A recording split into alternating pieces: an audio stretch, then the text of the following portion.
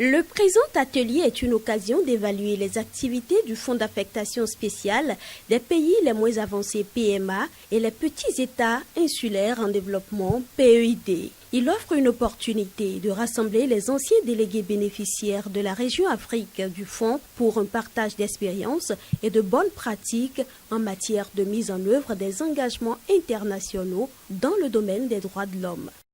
Cette rencontre permettra de discuter, d'échanger et d'avancer ensemble vers un avenir où la justice et l'égalité ne sont pas seulement des idéaux, mais des réalités concrètes pour chaque individu. Cet atelier est bien plus qu'un moment de réflexion.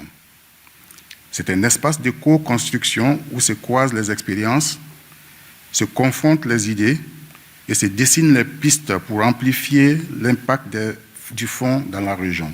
Le président du Conseil des droits de l'homme, Jörg Lauber, partant du fait que les droits de l'homme ne sont pas un luxe, mais plutôt une nécessité, un socle indispensable pour la paix durable, le développement inclusif et la stabilité des sociétés, a formulé un vœu. Je formule donc le vœu que cet atelier soit non seulement un lieu de partage, mais aussi un point de départ vers une mobilisation renouvelée, collective et ambitieuse. Une mobilisation où la voix des PMA et PEID ne soit pas seulement entendue, mais écoutée et prise en compte dans toutes les dimensions dans le cadre du Conseil des droits de l'homme et au-delà. Pendant 3 jours, les échanges permettront de renforcer l'efficacité du fonds et de développer durablement les capacités nationales en matière de droits humains à travers des mécanismes de mise en œuvre et de suivi. Le développement durable ne peut se construire sans une promotion effective des droits de l'homme. Et cette œuvre exige des efforts conjoints, des efforts soutenus. Le Fonds d'affectation spéciale répond à cet impératif en favorisant la participation équitable de tous les États, notamment les plus vulnérables, aux délibérations du Conseil.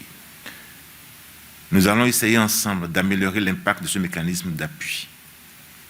Et ce travail contribuera sans doute à renforcer les capacités nationales et internationales, les capacités de tous les États participants à promouvoir une culture durable des droits humains. Cet atelier s'inscrit dans le cadre d'une série d'activités mandatées par la résolution 49/32 adoptée en 2012 par le Conseil des droits de l'homme visant à évaluer les acquis du fonds fiduciaire, à identifier ses points d'amélioration et à réfléchir aux moyens de consolider son impact à l'approche de son 15e anniversaire en 2027.